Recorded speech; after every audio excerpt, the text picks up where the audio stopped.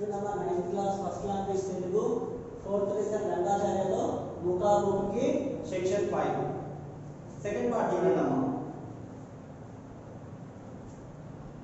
మహాకవి దాశరథి గారు మీరు అగ్రజ్ఞులైన మీరు నవల రచయితగా స్థిరపడడానికి కారణం ఏంటి అంటే, మీరు మహాకవి దాశరథి గారు మీరు అగ్రజ్ఞులైన అంటే అన్నగారు అన్నట్టు మీరు ఈ యొక్క నవల రచయితలో ఎందుకు స్థిరపడ్డారు అంటే ఈ నవలను రాయడంలోనే ఎందుకు మీరు కొనసాగించాలనుకుంటున్నారు అని అడగడం జరిగింది పత్రికా విలేకరి.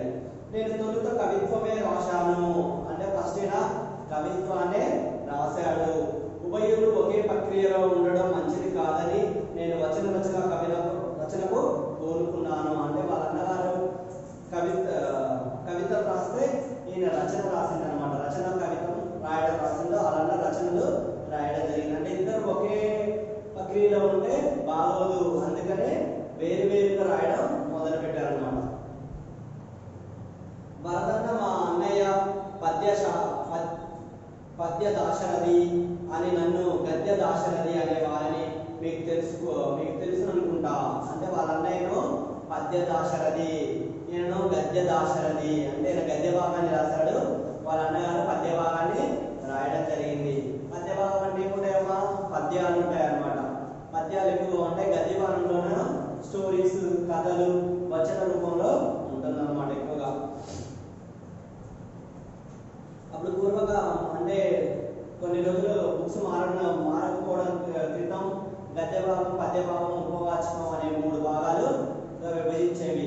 పద్య భాగంలో అన్ని పద్యాలు ఉండేవి. సుభాషిత రత్నాలు, నీతి పద్యాలు, సుభాషి శతక పద్యాలు, వేమన పద్యాలు ఇలాంటివన్నీ పద్య భాగంలో చేకూర్చడం జరిగింది.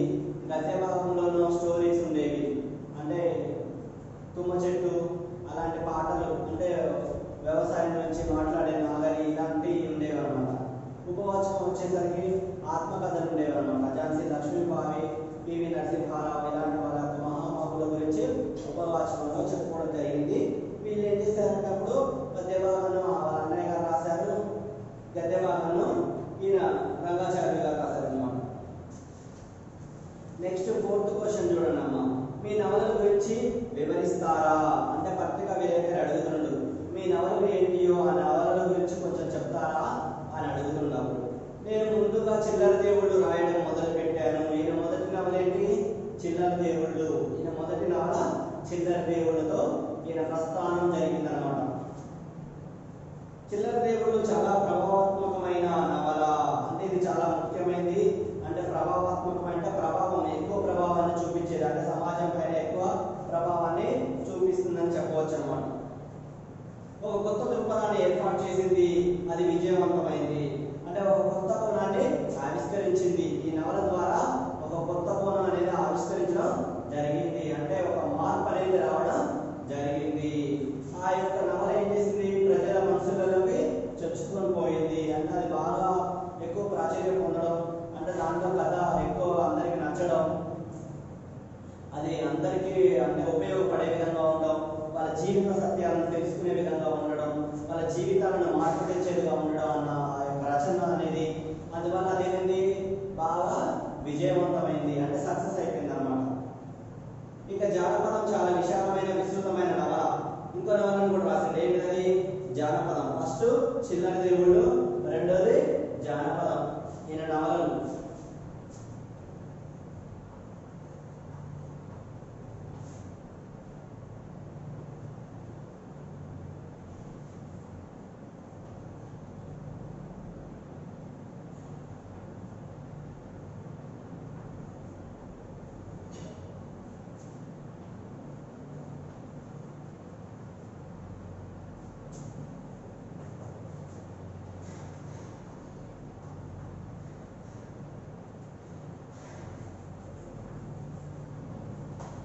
జానపదం. ఈ 2 యొక్క నవలలు చాలా ఇతనికి కీర్తి ప్రతిష్టలు తెచ్చిపెట్టినవి కూడా చెప్పవచ్చు అనమాట. ఇక జానపదం చాలా విశాలమైనది, విస్తృతమైన నవల. అంటే విశాలమైనది అంటే చాలా పెద్దదైనది. విస్తృతంగా అంటే మొత్తం రాయడం జరిగింది ఆ నవలని. విస్తృతంగా అంటే మొత్తం అంతటా వ్యాపించింది అనమాట. ఈ నవల అనేది అంతా వ్యాపించిందని చెప్పవచ్చు. 4th క్వశ్చన్ చూడండి అమ్మా. మీ నవలలు ఏంటియో ఆ నవలల గురించి కొంచెం చెప్తారా అని అడుగుతున్నాడు. నేను ముందుగా చిల్లర దేవుళ్ళు రాయడం మొదలు పెట్టాను. ఈయన మొదటి నవల చిల్లర దేవుళ్ళతో ఈయన ప్రస్థానం జరిగిందనమాట. ఈ నవల అనేది అంతా వ్యాపించిందని చెప్పవచ్చు. మొత్తం సమాజాన్ని ఒక మైక్రోస్కోపిగా చూపిన నవల. అంటే సమాజం ఒడిదుడుకులు, సమాజం ఎలా ఉంటుంది, సమాజంలో సమాజం ఎటువైపు వెళ్తుంది, సమాజం పోకడలు ఏంటి, సమాజంలో మనుషుల సాంగత్యం ఎలా ఉంటుంది, సమాజం అంటే అసలు ఏంటి, మనం ఏ విధంగా మలుచుకోవాలి సమాజంలో అనే అంశాలపైన ఈ జానపద నవల అనేది ఉపయోగపడుతుంది. ఒకవైపు పోలీస్ యాక్షన్ అయిపోయి ఇంకో ఏకం చేసి భూములన్నింటినీ దొరలు కాజేయడంతో మొదలవుతుంది ఈ నవల. అంటే ఈ నవల ఏమైంది అంటే భూములు కాజేసి దొంగలు, అంటే ఇప్పుడు ఏముంటుంది అంటే పూర్ పీపుల్స్, అంటే చాలా మంది పేద రైతులు వాళ్ళు ఏం చేస్తారమ్మా, వ్యవసాయానికి కావాల్సిన పెట్టుబడులను ఈ భూస్వాముల దగ్గర డబ్బులు అప్పుగా తీసుకొని వ్యవసాయం చేయడం జరుగుతుంది. ఈ భూస్వాములు ఏం చేస్తారు, ఆ పంటలు పండక, వర్షాలు కురవక, కరువు కాటకాలు వచ్చి వాళ్ళ యొక్క డబ్బు కట్టలేకపోతారు. అట్లా కట్టలేకపోయినప్పుడు వాళ్ళు ఏం చేస్తారు, ఆ డబ్బులకి వడ్డీలు, చక్ర వడ్డీలు వేసి ఆ భూమిని లాక్కోవడం జరుగుతుంది. ఆ భూమిని తీసుకొని వీళ్ళ యొక్క పేరు రాసుకోవడం, అలా వాళ్ళని చిన్న సన్నకారు రైతులని పేదవాళ్ళుగా చేసే ఒక ప్రయత్నం చేసేవాళ్ళు అనమాట. అలా వాళ్ళ యొక్క దందా, అంటే భూదందా పైన ఇతను ఎక్కువగా నవలలు రాయడం జరిగింది. అంటే ఈ భూస్వాముల పైన ఈ నవలలు రాయడం జరిగింది. ఏ నవల? జానపద నవల. ఎక్కువగా ఆ యొక్క భూస్వాములు చేసే మోసాల పైన ఎక్కువగా ఉంటుందని చెప్పవచ్చు. ఎన్ని ఉద్యమాలు వచ్చినాయి, ఉద్యమాల పేరు ఎంత మోసం జరిగింది అంటే ఉద్యమాలు చాలా వచ్చాయన్నమాట. ఉవ్వెత్తున ఎదుగుపడుతూ ఉద్యమాలు చాలా చేశాయి. కానీ కొన్ని ఉద్యమాలు ఏమైనాయి, తారాస్థాయికి వెళ్ళిపోయాయి, అంటే విజయం సాధించాయి. కొన్ని ఉద్యమాలలో అన్ని మోసపూరితంగా కూడా జరిగినాయి అని చెప్పవచ్చు. కొంతమంది ఏం చేస్తారు, నేను ఉద్యమం నడిపిస్తున్నా అంటున్న తర్వాత ఏం చేస్తారు, ఆ అధికార పార్టీ వాళ్ళు వచ్చి నువ్వు ఉద్యమాన్ని విరమించుకోవాలి అని ఎంతో కొంత చేంజ్ అవడం వల్ల మోసం అప్పుడు ఏం చేస్తాడు, అతను ఆ ఉద్యమాన్ని నిర్వహించుకొని వాళ్ళ పార్టీలో కలిసిపోవడం జరుగుతుంది. అలాంటివి మనం ఎన్నో చూస్తున్నాం. కానీ కొంతమంది ఏం చేస్తారు, ఏ ప్రలోభానికి లొంగకుండా దీక్షతోటి ఉద్యమం చేసే వాళ్ళు చాలా మంది ఉన్నారనమాట. అలాంటి వాళ్ళు చాలా మంది మనకి అంటే నైజాం పరిపాలన కాలం నుంచి కూడా మనం తీసుకోవచ్చు. అలాంటి నడిపించిన వాడు పివి నరసింహారావు, కాళోజీ నారాయణరావు, వట్టికోట ఆళ్వాస్వామి, ఇంకా దాశరథి, ఇంకా బొమ్మల పోతన, వీళ్ళందరూ చాలా మంది మన యొక్క తెలంగాణ ప్రాంతం కోసం ఆ ఉద్యమంలో ఎంతో తారాస్థాయికి తీసుకొచ్చిన వాళ్ళని చెప్పవచ్చు. అదేవిధంగా ఇప్పుడు మనకి మొన్న ఈ మధ్య కేసీఆర్ గారు కూడా ఈ యొక్క ఉద్యమాన్ని బాగా బలోపేతం చేసి తను ఏ ప్రలోభాలకి లొంగకుండా ఆత్మవిశ్వాసంతో ముందడుగేసి అతను ప్రజలందరినీ సంఘటితం చేసి మన ఉద్యమాన్ని తారాస్థాయికి తీసుకొచ్చి ఆ ఉద్యమ ఆశయాలని, లక్ష్యాలని అన్నింటినీ నెరవేర్చిన గొప్ప వీరుడని కూడా మనం చెప్పుకోవచ్చు. ఆయన యొక్క ప్రాణత్యాగం ద్వారా ఎంతోమంది ఇంకా వీరులు, అంటే ఉద్యమకారులు, యువకులు వీళ్ళందరూ ప్రాణత్యాగం చేయడం వల్ల ఈ యొక్క ఉద్యమం మన యొక్క స్వాతంత్రం, అంటే తెలంగాణకి స్వాతంత్రం వచ్చిందని చెప్పవచ్చు. అదేవిధంగా ఈయన కూడా ఏం చెప్తుందంటే ఉద్యమాలు అనేవి మోసపూరితంగా ఉండకూడదు, అంటే న్యాయబద్ధంగా ఉద్యమం చేయాలి. మనం దేనికోసం అయితే దేనైతే సంకల్పించుకున్నామో, దేనైతే సాధించుకుంటామో అని మనసులో దృఢంగా ఒక సంకల్పాన్ని ఏర్పాటు చేసుకుంటాం. అది అప్పుడే మనము ఆ యొక్క సంకల్పాన్ని గట్టిగా నమ్ముకొని ఆ ఉద్యమాన్ని చేయాలి. ఎన్ని ప్రలోభాలు పెట్టినా కానీ, ఎంతమంది ఎదురు వచ్చినా కానీ పోరాడుకుంటూ సాధించుకోవాలి అని చెప్తున్నారన్నమాట. ఈ ఉద్యమంలో కూడా చాలా మంది మోసం చేసే వాళ్ళు కూడా ఉంటారని ఈ రంగాచార్య గారు చెప్తారన్నమాట. రాజకీయాలు ఎంత కష్టపడుతున్నాయి అనే విషయాలను చాలా వివరంగా చెప్పిన నవల ఈ యొక్క జానపద నవల.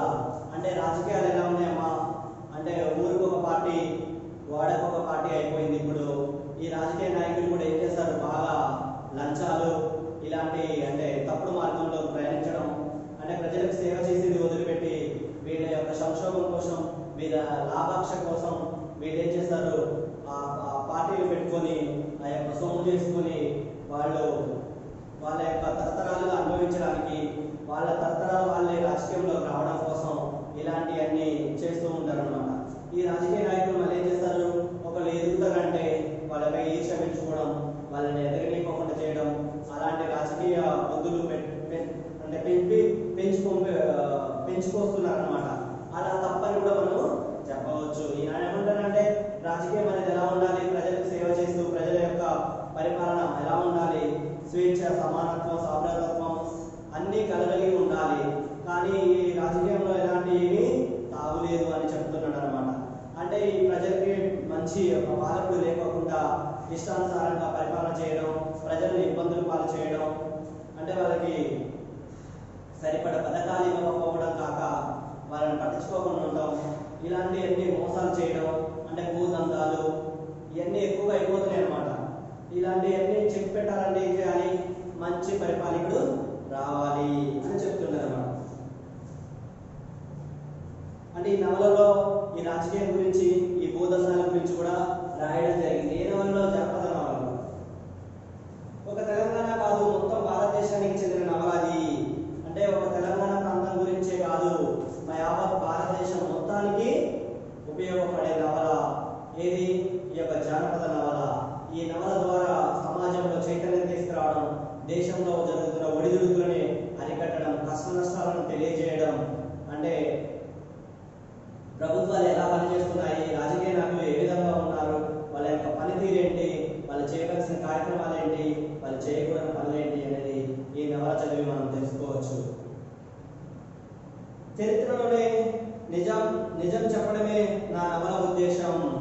అంటే ఉన్నది ఉన్నట్టుగా జరిగే, అంటే సమాజంలో జరుగుతున్న దాన్ని ప్రజల కళ్ళ కట్టి చూపించడం, అదేవిధంగా సమాజ ఒడిదుడుకుల గురించి చెప్పడం, అంటే ఉన్నదాన్ని లేని దానిగా చెప్పకుండా, అంటే మన యొక్క అంటే నిజస్వరూపం, అంటే ఇప్పుడు ఉన్నదాన్ని ఉన్నట్టుగా చెప్పాలి, కానీ ఉన్నదాన్ని లేనట్టుగా ఊహించి చెప్పడం కాదు అని ఈ యొక్క రంగాచార్యులు గారు తన నవలలో చెప్పడం జరుగుతుంది.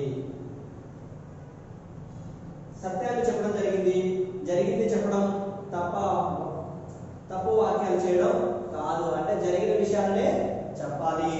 అంటే జరగకోకుండా అబద్ధాలు చెప్పడం, తప్పుడు వాగ్దానాలు ఇవ్వడం, తప్పుడు వ్యాఖ్యలు రాయడం అలాంటి ఈ నవలల్లో అసలుకి చోటు అనేది లేనే లేదు.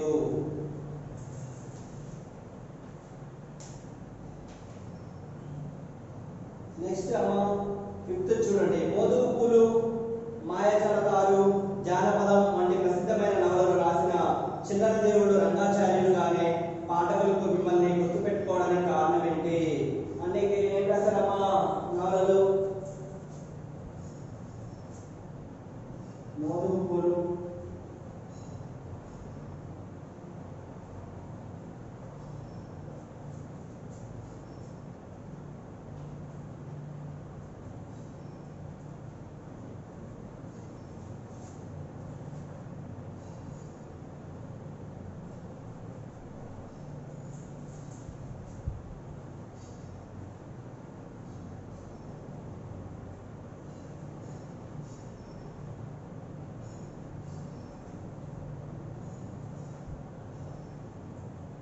మాయాజాలతారు కూడా చెప్పడం జరిగింది. ఈయనేమి చిల్లర దేవుడు, జానపదం, మోదుగు పూలు, మాయాజాలతారు అనే యొక్క నవలలు రాయడం జరిగింది. ఈ నవలలన్నీ చాలా ప్రసిద్ధమైనవి. ఈ రంగాచార్యులు పాఠకులు మిమ్మల్ని గుర్తుపెట్టుకోవడానికి కారణం ఏంటి అంటే, మీరు ఇలాంటి నవలలు రాశారు కాబట్టి పాఠకులు మిమ్మల్ని ఎందుకు గుర్తుపెట్టుకున్నారు? ఇప్పటికీ మీరు ఆ యొక్క నవలలు చదివేవాళ్ళు, ఆ నవలల గురించి వినేవాళ్ళు, వాళ్ళలో ఇంకా మీ పేరు గుర్తుందంటే మీరు ఏమనుకుంటారు అంటున్నాను అన్నమాట. కాళిదాస్ అనగానే శకుంతల, ఠాగూర్ అనగానే గీతాంజలి, ప్రేమ్చంద్ అనగానే గోదాదాన్ గుర్తుకు వస్తాయి. సాహిత్యం లెక్కలు కాదు కాబట్టి కారణం చెప్పడం కష్టం. అయితే ఒక రచనలో రచయిత గుర్తించడం రచయితకు గర్వకారణం. అంటే ఆ నవలలో సారం ఎక్కువ ఉంటే, ఆ నవల ఉపయోగకరంగా ఉండి, ఆ కథకి మంచి పట్టుత్వం ఉంటే ఆ యొక్క రచయిత పేరు ఎప్పటికీ గుర్తుండిపోతుంది. అందుకే ఈయన కూడా ఏమంటాడంటే, ఆ కథలో సారం ఎక్కువ ఉండాలి, ఆ కథ ప్రజలకు ఉపయోగపడే విధంగా ఉండాలి, ఆ కథలో చైతన్యం తీసుకొచ్చే అంశాలు ఉండాలి, ఆ కథ ఎలా ఉండాలి, మోసపూరితమైన భావాలని కళ్ళ కట్టినట్టు చూపించే విధంగా ఉండాలి, సమాజంలో జరుగుతున్న ప్రతిదాన్ని మల్లన చేసే విధంగా ఉండాలి. అంటే రాజకీయం కానీ ఇలాంటి అంశాలపై మంచి స్పష్టత ఇచ్చే నవలలుగా ఉండాలి. అప్పుడే ఆ నవల అనేది ఎక్కువ ప్రజల మనసుని చూరగొంటుంది. అందుకే ఆ ప్రజలు ఏం చేస్తారు, ఆ నవలకి పట్టం కడతారు. అందువల్ల ఆ రాసిన కవి యొక్క పేరు ప్రఖ్యాతులు ఇంకా చిరస్థాయిగా నిలిచిపోతాయని చెప్పడం జరిగింది. అందుకే ఏమన్నాడంటే అలాంటి గీతాంజలి, శకుంతల, కాళిదాసు వీళ్ళు కూడా ఏం చేశారు, మంచి నవలలు రాసి కథలు రాయడం వల్ల వాళ్ళ పేరు గుర్తుండిపోయింది. అట్లాగే అంటే ఇట్లా నవలను బట్టే ఈ యొక్క పేరు ప్రతిష్టలు నిలుస్తాయని చెప్తుండు. అంటే ఒక్కొక్క కారణం ఒక్కొక్కటి ఉండదు అనమాట. ఆ నవలను బట్టే ఆ రచయిత పేరు అనేది మారుమోగుతుందని కూడా చెప్పడం జరిగింది. నెక్స్ట్ పార్ట్ ఏమో 6th క్వశ్చన్ పేపర్ చెప్పేసుకుందాం.